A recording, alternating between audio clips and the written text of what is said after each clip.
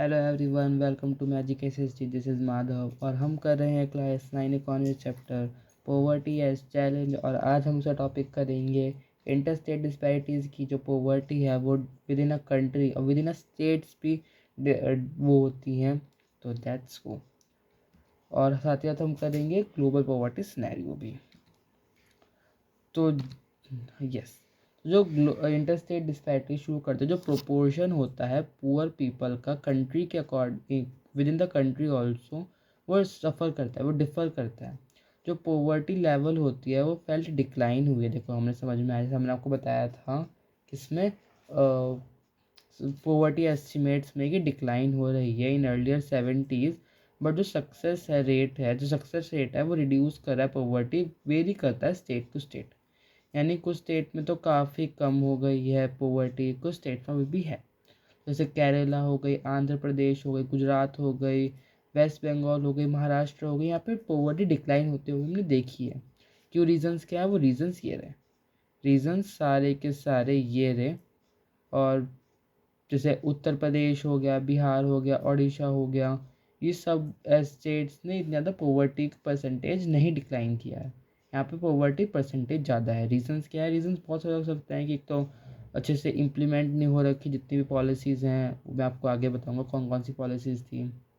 अब हम पढ़ते हैं कि जो पर्टिकुलर स्टेट्स जहाँ पे रिड्यूस हुई है पॉवर्टी, वो किस रीज़न की वजह से हुई है। जैसे पंजाब और हरियाणा का हम देखें, तो पंजाब और हरियाणा में इसलिए क्योंकि वहाँ पे जो एग्रीकल्चर है वो इंक्रीज़ हुआ। जो वो थी ग्रीन ग्रीन रेवोल्यूशन था, वो वहाँ पे ज़्यादा अफेक्ट किया था। केरला में क्यों हुआ? क्योंकि वहाँ पे ह्यूमन रिसोर्स डेवलपमेंट पे ज़्यादा ध्यान दिया गया था वहाँ पे सरकार ने। वेस्ट बंगाल में क्या था कि वेस्ट बंगाल में लैंड रिफॉर्म मेजर्स शुरू हुए थे, कि लैंड रीडिस्ट्रीब्यूशन हुआ था। और वहीं आंध्र प्रदेश और जो तमिलनाडु था, वहाँ पे पीडीएस सिस्टम यूज़ किया था, पब्लिक डिस्ट्रीब्यूशन सिस्टम। ये नेक्स्ट चैप्टर में आप पढ़ोगे कि पीडीएस सिस्टम होता क्या है। अब हम आगे क्या चलते हैं ग्लोबल पॉवर्टी सिनेरियो में।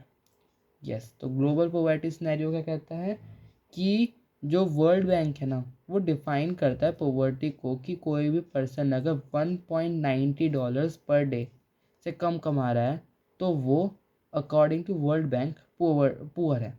ये इंडिया के हिसाब से नहीं है, ये ग्लोबली बात करी जा रही है।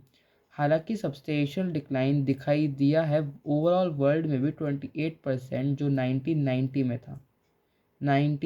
में था वो अब 10.7% आ गया 2011 के अकॉर्डिंग। जो द ग्लोबल पॉवर्टी वो रिड्यूस कर रही हैं, but there is a vast regional variation. क्या मतलब है कि जो ग्लोबल पॉवर्टी है वो तो डिक्लाइन कर रही है, समझ में आता है, बट स्टिल तब भी बहुत सारी वेरिएशन हो रही हैं। जैसे जैसे जो चाइना में पॉवर्टी डिक्लाइन हुई है।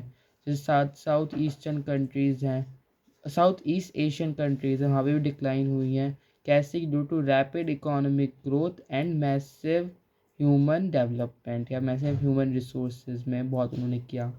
मैंने क्या कहा कि ग्लोबली पॉवर्टी डिक्लाइन हुई है, बट कई सारे रीजनल वेरिएशन है। जैसे चाइना हो गई, साउथ ईस्ट कंट्रीज़ हो गई, वहाँ पे रैपिड इकोनॉमिक ग्रोथ हुआ और साथ ही साथ बहुत सारे अदर रीजन्स भी है, तो वहाँ पे इसलिए फ़ायदा हुआ।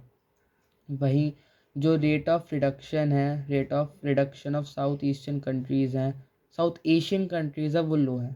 साउथ एशियन कंट्री जैसे इंडिया हो गई, बांग्लादेश हो गया, पाकिस्तान हो गया, नेपाल हो गया, तो ये सब में रेट इतना कम ज़्यादा मतलब रेट हुआ है रिड्यूस। मैंने कहा पॉवर्टी रिड्यूस हुई हैं, बट इतनी भी चाहिए नहीं हुई कि हम इसे चाइना के साथ वो कर पाए कंपेयर। वहीं साउथ और जो साउथ वेस्टर्न कंट्रीज़ हैं उन्होंने भी रिड्यूस करी है पॉवर्टी को, but not rapidly like India, मैंने आपको बताया। इनफैक्ट कोई जगह पर तो पॉवर्टी राइज करी, जैसे सब सहारन अफ्रीका में पॉवर्टी राइज हुई है, यस। और वहीं कुछ जगहों पे रीसरफेस हुई है, जैसे रशिया। अब हमने पॉवर्टी के बारे में पढ़ लिया, तो अब इंडिया में हम जानते हैं कि कॉजेज़ क्या होते हैं पॉवर्टी के, वो हम पढ़ेंगे नेक्स्ट वीडियो में। And that's all for today. इस चैप्टर की वीडियो की इस जो पीडीएफ है इसे आप डाउनलोड कर सकते हो फ्रॉम कमेंट सेक्शन, बिल्कुल freely. And that's all for today.